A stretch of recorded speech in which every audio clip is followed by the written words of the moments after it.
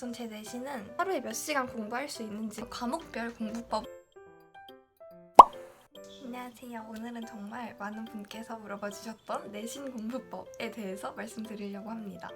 우선 저는 인천 하늘고에 재학 중이고, 우선 제 내신은 등수로 보면은 한 10 몇 등에서 20 몇 등 이쯤에 있고, 내신 점수 등급으로 보자면은 3.0 뿔마 0.2 정도 됩니다. 그러니까 2.8에서 3.2 왔다 갔다 한다. 근데 이번 시험에서는 좀 올라가지고 어떻게 될지 모르겠지만 지금까지는 그렇습니다. 그리고 저희 학교는 한 20명 정도 서울대를 가고 3점 중반까지는, 이과의 경우에 3점 중반까지는 서울대 원서 접수를 한다고 알고 있어요. 붙는지 여부는 잘 모르겠지만 일단 그러면은 첫 번째로는 계획 짜는 법에 대해서 말씀드리겠습니다. 이건 정말 제가 편하게 쓰는 방법이기 때문에 여러분만의 방법을 찾으셔도 정말 문제는 없습니다. 네, 우선 제 계획표는 첫 번째로 작성하는 게 잘 보이시나요? 이렇게 할 목록들을 적어줍니다. 예를 들어서 뭐 국어에서는 매일매일 이런 걸 할 거다. 그리고 뭐 수학에서 풀 문제집들 이런 걸 짜자자작 적어준 다음에 분배를 할 건데요. 일단 이렇게 적어줘야지 전체적으로 할 게 양이 얼마나 되는지 알 수 있어서 어떤 걸 최대한 버리고 어떤 걸 최대한 지금 빨리 해야 되고 이런 걸 잘 알 수 있습니다. 그 다음으로는 이렇게 월, 화, 수, 목, 금, 토일을 쫙 써주시고 달력을 만들듯이 써주시고 이 아래에 몇 시간, 하루에 몇 시간 공부할 수 있는지를 적어주시면 됩니다. 이렇게 해야지 하루에 얼만큼의 양을 분배해야지 그걸 다 끝낼 수 있을지 그런 거를 알 수 있습니다.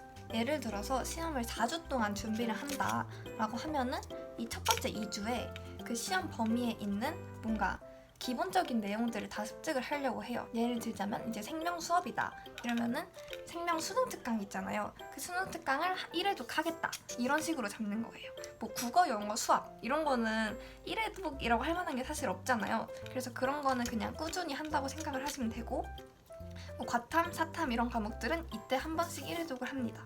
그리고 이제 세 번째 주에는 더 빠르게 풀 수 있게 됐으니까 한 번 더 풀고 뭐 수능 완성을 더 푼다던가 기출을 더 푼다던가 이런 식으로 합니다. 네 번째 주에는 사실 거의 하는 게 없어요. 왜냐면은 확실한 건 이 계획표를 잘 지킬 수 없습니다. 아무리 우선 중요한 것 중에 하나가 이렇게 토요일 날을 아니면 그러니까 제 특정 하루를 비워놔야지 이 일주일 계획 중에 못한 거를 몰아서 할 수 있습니다. 근데 이렇게 했음에도 불구하고 못하게 되는 게 생겨요.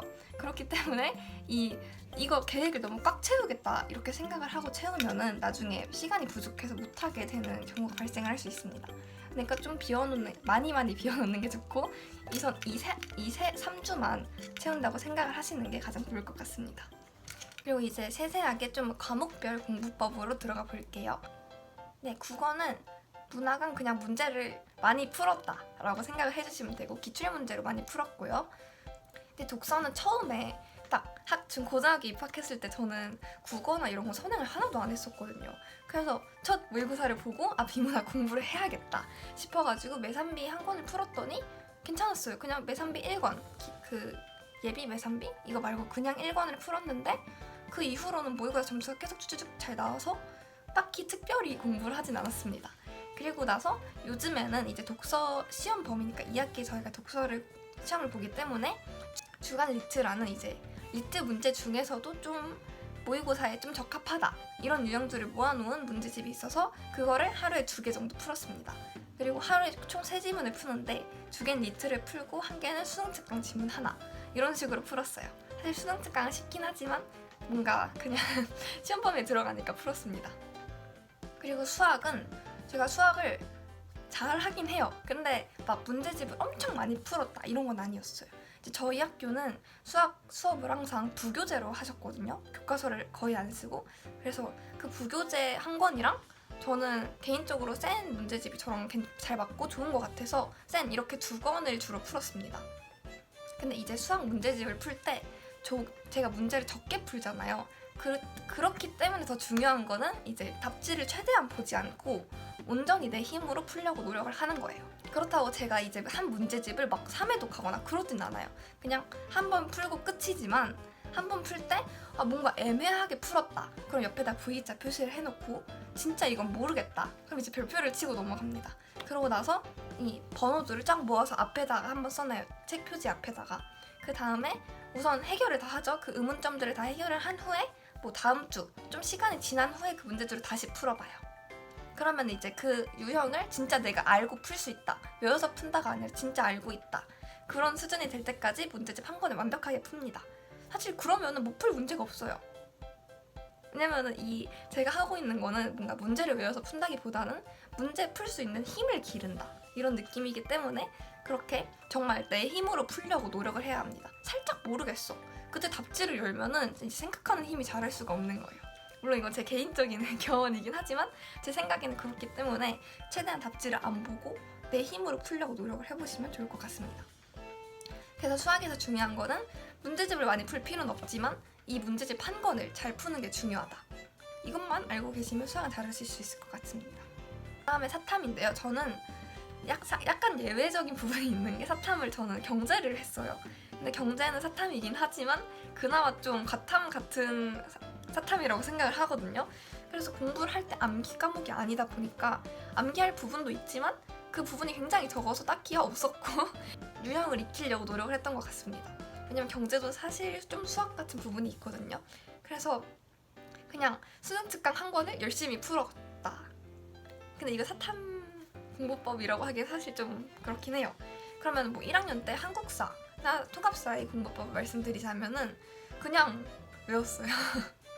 한국사는 어떻게 했냐면은 문제집은 딱 한 권밖에 안 풀었는데 이제 교과서를 한 4번 정도 읽었어요. 그냥 공부하기 싫을 때 한국사 교과서를 계속 줄치면서 거의 읽는다. 그러면 사실상 흐름이 다 머리에 들어가거든요. 막 여기엔 이 내용이 있고 이 다음 페이지엔 이런 게 있다.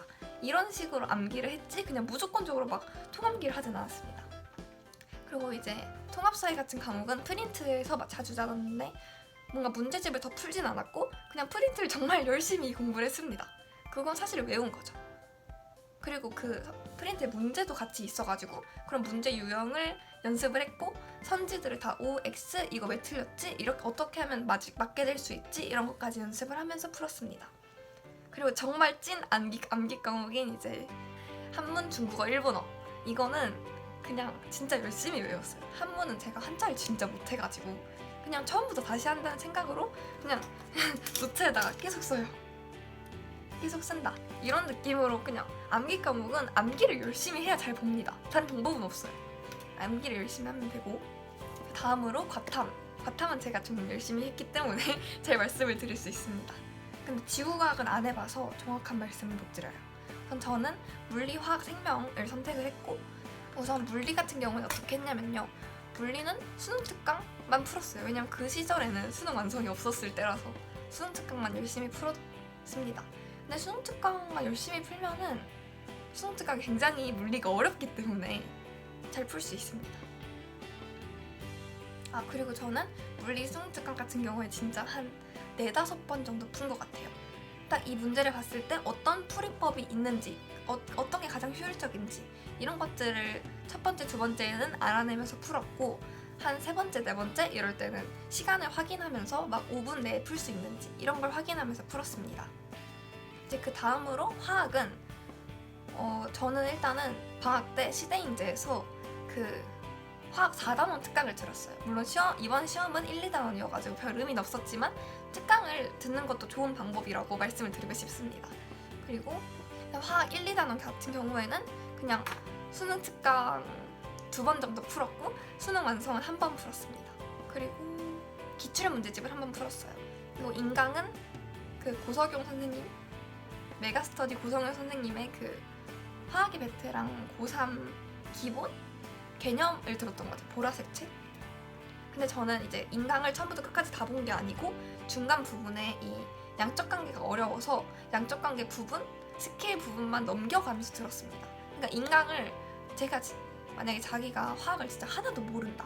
그러면은 듣는 게 나아요. 처음부터 끝까지 다 듣는 게 좋을 수도 있어요. 근데 나는 화학을 좀 배웠고 이미 할 줄 안다.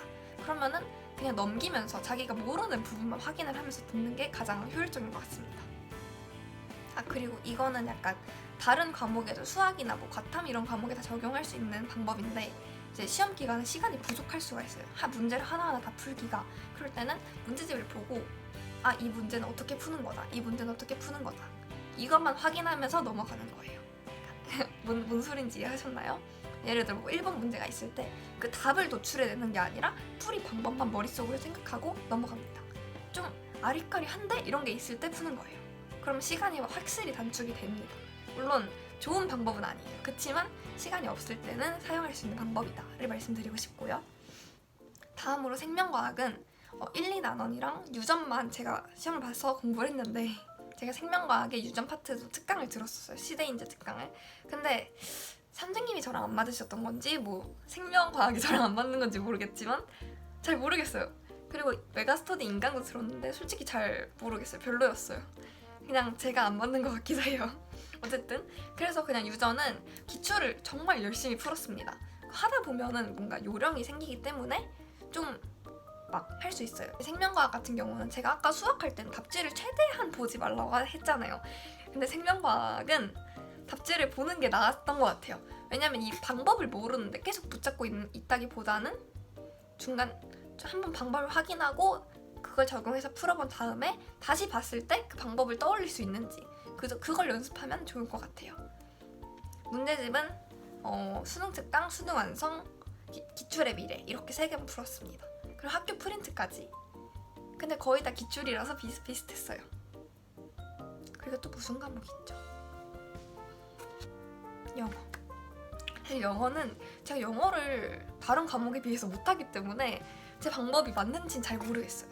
그냥 어떻게 했냐면 시험 범위가 나오잖아요. 그 시험 범위를 분석을 하고 모르는 단어를 찾아서 저만의 단어장을 만들어요. 그 다음에 그냥 심심할 때마다 보면서 외우는 겁니다. 그게 끝이었어요.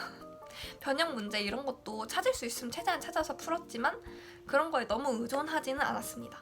그리고 평소에는 자이스토리, 고3, 막 경찰대 뭐 이런 거 모여있는 문제집이 있더라고요. 그거를 한 대이 하라 정도씩 풀었습니다. 그냥 이거는 시험 기간에 팁을 드리자면은 사실 시험 기간에 되게 체력적으로도 지치고 막 남들은 다 열심히 하고 있는 것 같은데 나는 또 잤어, 또 놀았어 이럴 때가 많단 말이에요. 그럴 때 사실 마음이 좀 힘들어요. 그럴 때마다 그냥 하면 되지 하고 의연하게 넘어갈 수 있으면 시험 기간을 조금 더 잘 버틸 수 있을 거라고 생각을 합니다.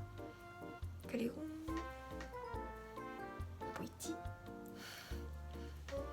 그리고 건강을 좀 생각을 하셨으면 좋겠어요. 막 시험 기간에 정말 커피를 엄청 많이 마시는 친구도 있었고 에너지 드링크를 계속 마시는 친구도 있었는데 솔직히 너무 걱정됐거든요. 그러니까 졸리면은 좀 자고 하면 됩니다. 너무 막 그렇게 온 힘을 쏟아붓는다고 결과가 잘 나오진 않아요. 그러니까 자기가 할 수 있는 한도에서 열심히 하면 되지 막 그런 표현이라고 하죠. 막 생명을 갈면서 목숨을 갈면서 생명 깎으면서 공부하지 말자 이런 의미입니다.